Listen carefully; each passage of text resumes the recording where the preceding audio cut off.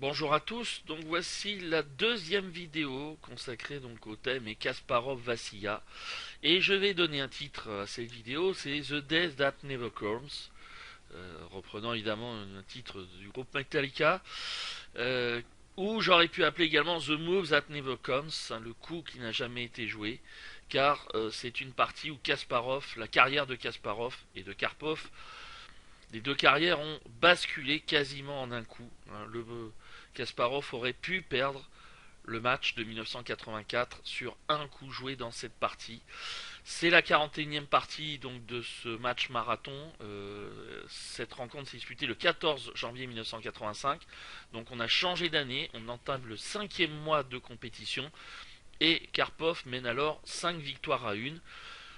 Après la victoire de Kasparov dans la 32e, eh bien, j'allais dire le match s'est un peu animé et Karpov d'ailleurs s'était remis à jouer au 4 et il avait posé quelques problèmes à Kasparov dans la défense sicilienne.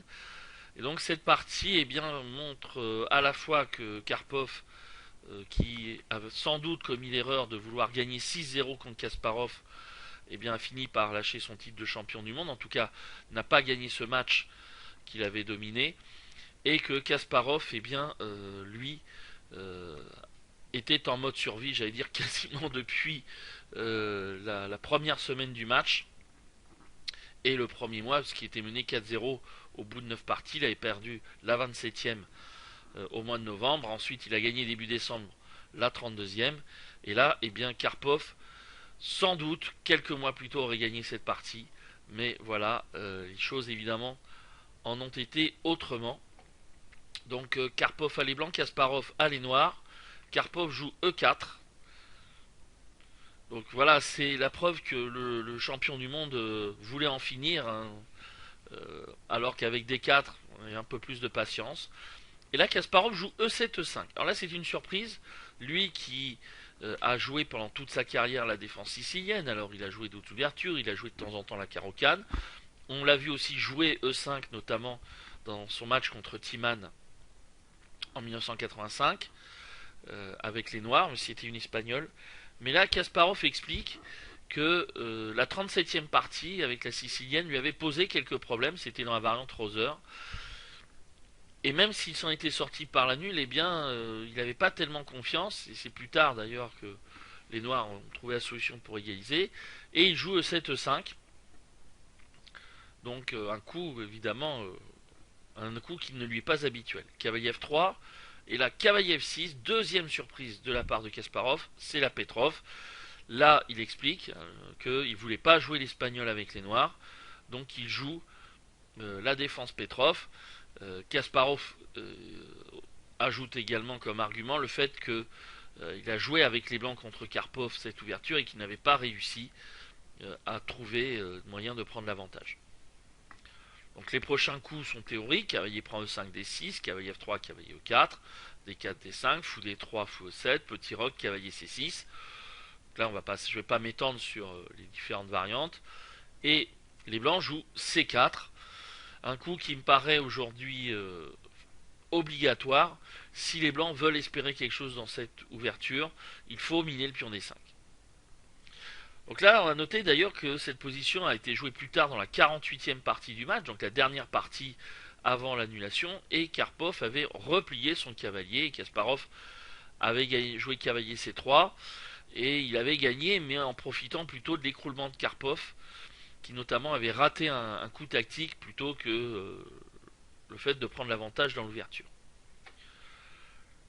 Donc là, Kasparov joue cavalier B4, il part à la chasse au fou, et là les blancs évidemment ont le choix soit entre perdre un temps pour garder le fou, soit à jouer C prend D5, C fou E2 que joue Karpov. Et là, Kasparov joue D prend C4, hein, il prend le pion en faisant perdre un temps finalement avec les noirs, avec les blancs, pardon. L'autre coup, c'est petit roc, A3, qui a C6, c'est prend dame prend, qui a C3, échange, fou F5, qui a été joué plus tard avec l'égalité. Donc on revient à D prend C4, fou prend C4, petit roc, cavalier C3, cavalier D6. Alors, évidemment, l'échange en C3 n'est pas une très bonne idée, parce que c'est, j'allais dire, du 100% bonus pour les blancs, qui renforce leur pion central, hein, voilà, et qui en plus gagne un temps en attaquant le cavalier. Là, on peut estimer quand même qu'il y a une attaque sur le roc qui se prépare avec ce coup-là. Sur prendre cavalier C6, par exemple, on peut jouer Dame C2 ou Dame D3, euh, donc contre les noirs. Donc le coup cavalier D6 est joué, Fou B3, Fou F6, H3, donc sans doute pour empêcher Fou G4, mais là, peut-être le coup le plus ambitieux, c'est cavalier E5. Et là, attention, les noirs doivent être un petit peu prudents. S'ils jouent Fou prend, D prend, cavalier F5, et bien là, comment on s'en sort? On joue Fou prend F7 échec, suivi de Dame B3. Sur Tour prend F7, il y a Dame B3 avec récupération de la pièce. Voilà, si on joue cavalier, si on joue Tour prend F7, évidemment, il y a Dame prend D8. Voilà, comme ça, c'est réglé. Donc, aussi, si on joue C5, on joue Fou F4. On renforce le cavalier. Et sur C prend D4, il y a Dame prend D4. Et si on joue cavalier F5, eh bien là, les blancs peuvent jouer cavalier prend F7, Fou prend, Roi prend et Dame B3. Et on gagne le cavalier en B4. Le meilleur coup dans cette position, c'est de jouer cavalier C6. Sur Fou F4, cavalier F5, cavalier prend, B prend. La position est quand même tendue. Les blancs jouent D5, évidemment, parce que le pion D4 est menacé. Les noirs jouent C5, parce que l'échange en D5 favoriserait les blancs. Et là, on peut jouer peut-être un coup comme cavalier A4. Et peut-être ici cavalier D4 qui est pas mal aussi, ou Fou A6. En tout cas, il y a des possibilités. Bon, H3 évidemment est possible. H3, Fou F5, Fou E3. Donc on développe les pièces de part et d'autre. Et Kasparov joue tour E8. Voilà. Alors notez qu'il y a un coup amusant, c'était Fou D3. Tour E1, Fou A6, A3, cavalier D3, tour E2, C5, D prend C5, Fou prend C3, B prend C3. On arrive à une position assez intéressante, assez amusante, avec un cavalier qui est très bien placé, mais attention, qui peut être exposé, et puis des pions doublés qui peuvent être également exposés sur la colonne C. Kasparov choisit une suite un petit peu plus tranquille, c'est tour E8. A3. Et là ici, si les noirs jouent cavalier C6, en fait on s'aperçoit que les blancs n'ont pas grand chose. Un tour E1, cavalier C7, A5, Fou A2, cavalier C4, ou Fou C2, cavalier C4. Et les noirs égalisent sans trop de problèmes. Mais Kasparov, qui a quand même réussi son ouverture, eh bien, est un peu emporté par son élan et joue cavalier D3. C'est évidemment très intéressant d'avoir un cavalier pareil, surtout lorsqu'on se souvient de la 16e partie du match de 85 où Kasparov avait installé un tel cavalier, avec d'ailleurs une disposition des pièces mineures similaires, par le cavalier D6, et il avait complètement écrasé Karpov. Mais là, la situation n'est pas la même, surtout qu'on voit qu'il n'y a aucune case de fuite pour l'instant pour le cavalier. Le cavalier, il va nulle part, donc c'est quand même un coup trop optimiste. Et en fait, Kasparov s'est trompé non pas dans le calcul, mais il s'est trompé dans l'évaluation de la position. En effet, il pensait que les blancs devaient jouer Dame D2, après quoi les noirs jouent B5, avec l'idée d'installer le cavalier en C4. Et là, effectivement, le pion B2 étant menacé, les blancs auraient peut-être été obligés d'échanger, de jouer Fou prend C4 et après B prend C4. Le cavalier en D3, il est quand même très très bien placé dans cette situation. Mais ici, Karpov, après cavalier D3, va jouer tour B1. Et en fait, ce qu'il y a d'étonnant, c'est que il n'y a aucun coup qui n'est satisfaisant, aucune découverte qui n'est satisfaisante. Hein, voilà. Si on joue cavalier B4, ben on joue apprend B4. Si on, voilà. Et en fait, c'est que dans tous les cas, il y a deux pièces mineures qui sont capturées pour tour et pion. Donc, et en fait, l'avantage matériel va du côté des blancs.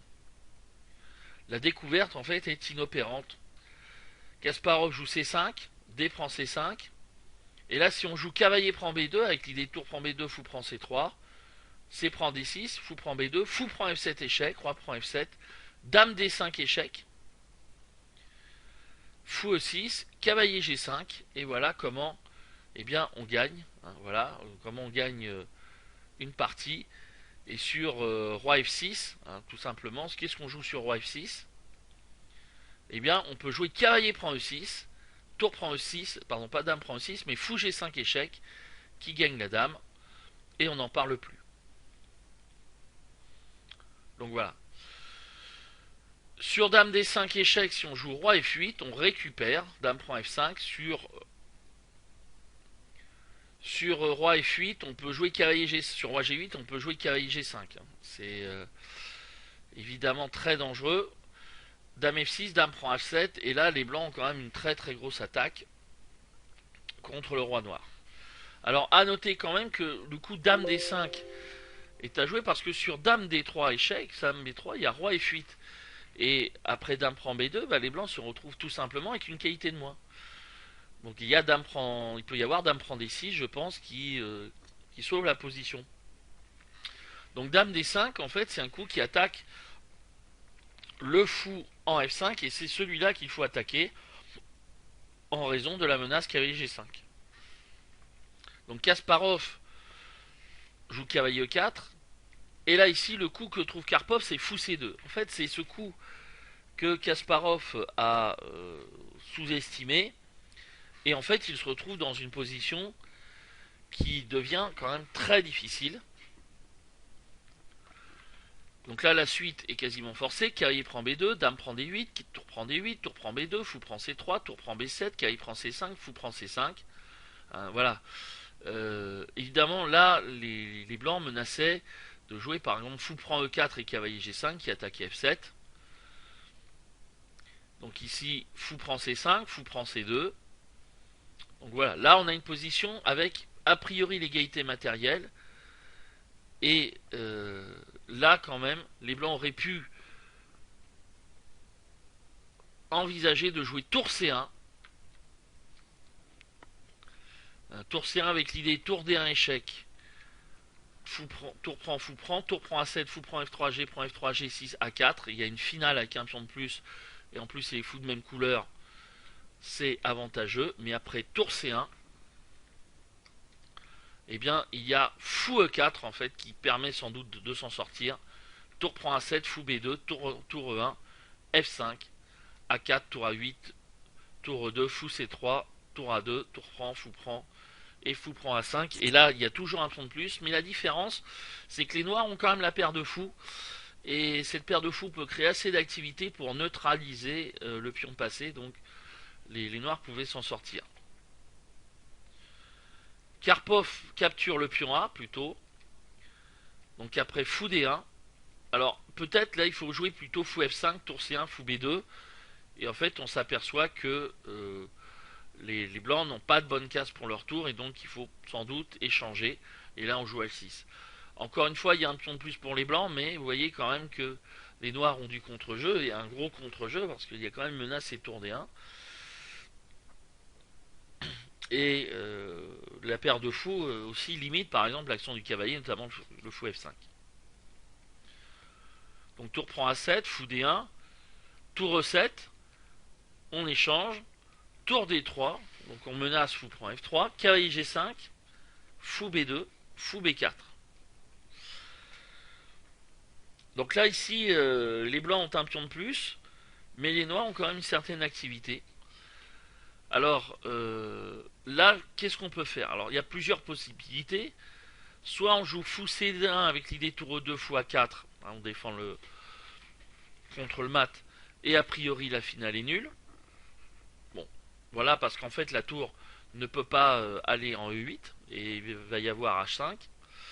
Soit on joue F6 pour chasser le cavalier, cavalier roi F7, cavalier C5, tour D8, tour E1, fou C2, G4, tour D1, on échange, A4, fou D4, Et ça devrait annuler parce qu'en fait ce qui va se passer c'est que les noirs vont forcer les fous de couleur opposée et bloquer le pion A, donc ça devrait effectivement se terminer par la nulle.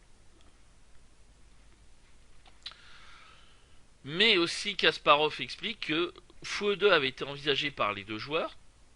Tour E1, fou D1, A4, tour prend, fou prend F6, cavalier E4, fou F, roi F7, A5, fou A3, F3, roi E6, roi F2, fou A6. Et là aussi, on pense que la finale est nulle. Donc dans cette position. Kasparov, lui, va jouer un coup normal, c'est le coup H6, il attaque le cavalier. Cavalier E4. Mais il lui manque du temps. On est au 28e coup de la partie. Et Kasparov n'a plus que 10 minutes à jouer pour atteindre le 40e. Et là, s'il avait joué fou C2, ou peut-être fou E2 avec l'idée tour E1, fou D1, tour prend, fou prend F5, on revenait dans une situation similaire. Mais là, Kasparov va jouer, après cavalier E4, F5 tout de suite. Cavalier C5, tour D5, tour E1. Et là, le coup logique, c'est... Enfin, en tout cas, un coup logique, c'est roi F7. On centralise le roi. Mais là, Kasparov joue F4. Donc là, il commence à pousser les pions. Ça peut être dangereux. Et là, ici, Karpov joue A4. Et là, nous sommes quasiment au moment critique. Alors là, l'ordinateur estime que le coup F3 permettait de faire nul.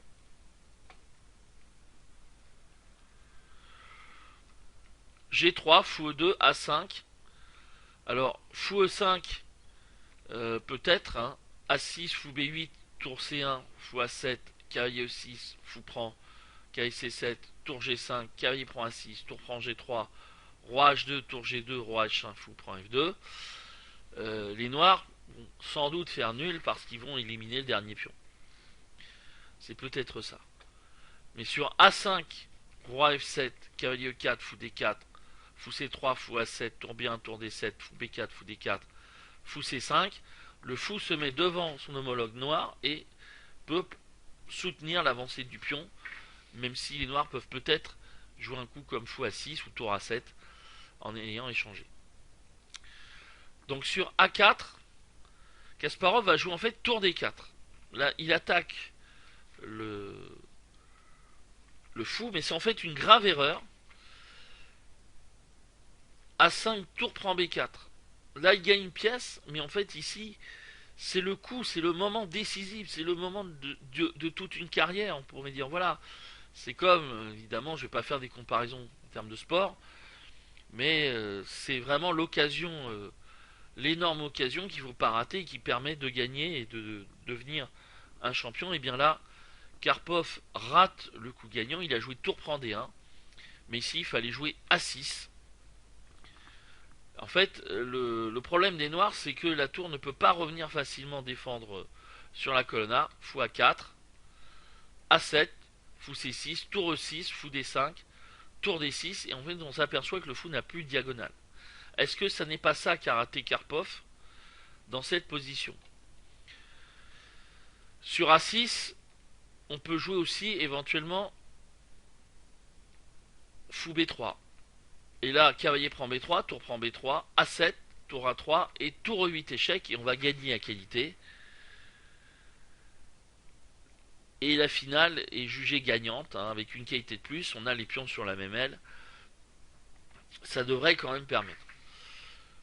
Donc là aussi, on pouvait dire hein, dans cette position. Donc A6 semble gagner. Mais Karpov joue tour prend D1 mécaniquement. Enfin, il a 16 minutes. Il en réfléchit 8, j'allais dire mécaniquement, mais il n'a pas joué mécaniquement. C'est une faute historique, et là, ici, Kasparov joue fou D4, cavalier 6, fou A7. Et là, les blancs avaient peut-être une chance de gagner, une meilleure chance de gagner en jouant cavalier prend G7. Sur roi prend G7, il y a tour D7 échec. Tour B2, cavalier F5, fou prend F2, roi F1, H5. Et là, les noirs doivent tenir, a priori en tout cas, on donne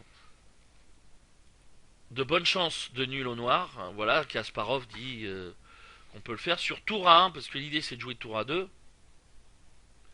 Tour A1, on joue fou A7, Donc en fait le pion reste bloqué sur case noire. Et sur tour D6, on peut jouer roi F7 ou tour A2 avec l'idée A6 ou C5. De toute façon, on contrôle A7. Et ce qui manque au blanc, c'est sans doute un peu plus de pions dans cette situation. Donc Karpov lui préfère jouer tour D7. Tour B1 échec, roi H2, fou prend F7. Cavalier prend F4.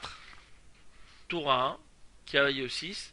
Et là, les noirs annulés facilement par G5 échec. Et après tour G7, roi H8, tour G6, roi H7, cavalier F8, roi H8, A6, fou G1, roi G3, tour A3, roi G4, tour A4. Les noirs font nu en fait, puisque le roi ne peut pas monter. Sur roi H5, il y a tour mat en H4. Et sur roi F5, on gagne le cavalier en F8. Donc c'était plus simple, mais Kasparov choisit de capturer le pion A. Tour prend G7, roi H8, tour F7, fou E3, roi G3, fou D2. C'est un coup sous enveloppe, et là Kasparov explique qu'il n'aimait pas sa position, alors que le lendemain, les partisans de Karpov arrivaient en masse et pensaient qu'il allait gagner.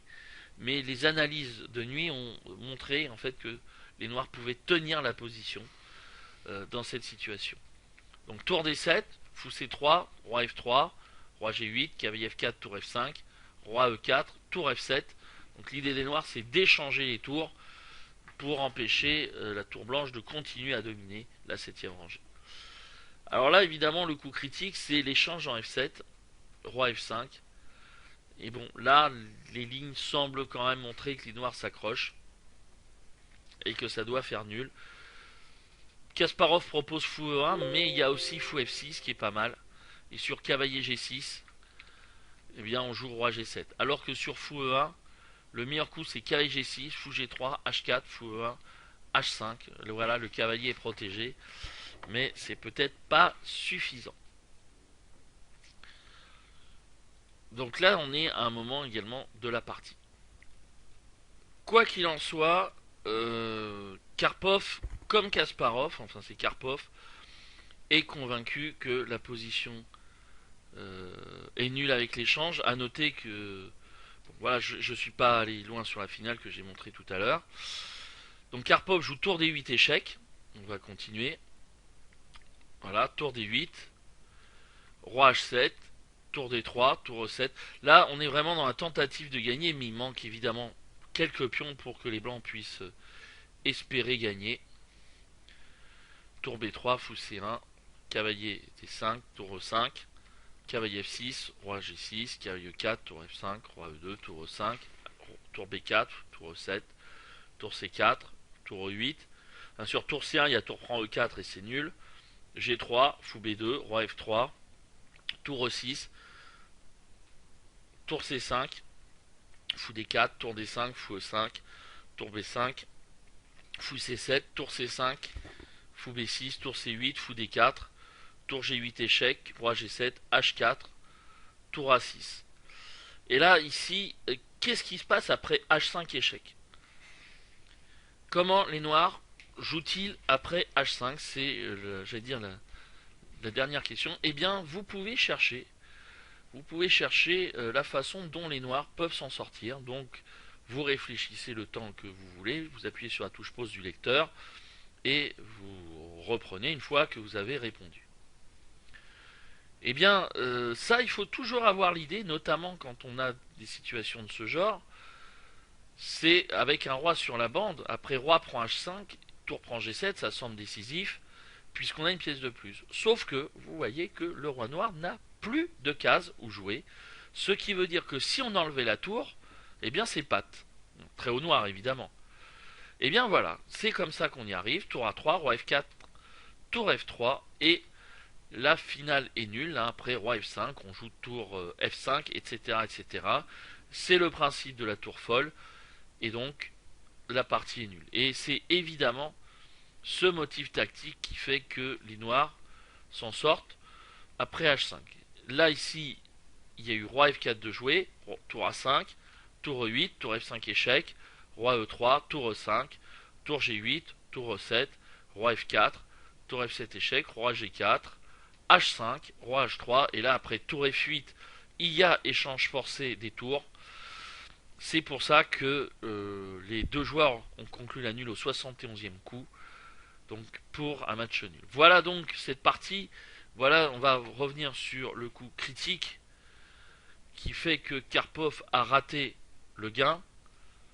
C'est évidemment A6 qui se trouve, hein, bien évidemment, mais Karpov était suffisamment en état de fatigue dans ce match pour qu'il rate ce gain. Et puis sans doute aussi Kasparov était en Zeitnote, mais Karpov était également manqué un peu de temps puisqu'il n'avait que 16 minutes pour jouer 8 coups. Alors ça suffit, c'est pas du Zeitnote, mais avec le stress et peut-être aussi avec ce sentiment que qu'il n'a pas trouvé le gain, eh bien Karpov a raté le titre de champion du monde.